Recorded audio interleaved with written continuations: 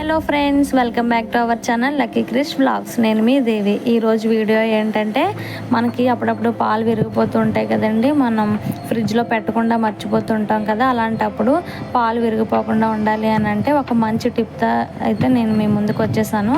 ఏంటి ఆ టిప్ అని అంటే, మనం పాలు అనేవి స్టవ్ మీద పెట్టుకొని తర్వాత అందులో కొంచెం అయితే మనం వంట సోడా అయితే యాడ్ చేయాల్సి వస్తుందన్నమాట.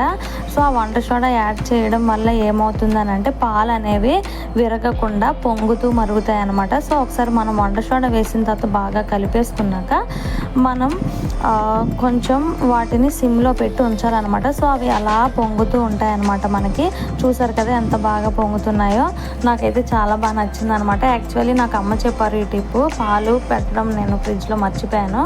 సో అమ్మ చెప్పారు, వంట సోడా వేయమ్మా మనకి ఇలా ఉంటుంది, పాలనే విరగవు అని చెప్పి. సో అలా నేను ట్రై చేస్తే నాకు వర్కౌట్ అయింది ఫ్రెండ్స్.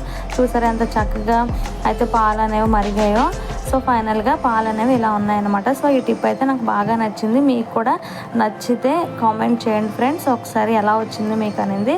అండ్ అలాగే ఛానల్ కూడా సబ్స్క్రైబ్ చేసి షేర్ చేయండి ఫ్రెండ్స్. Thank you friends.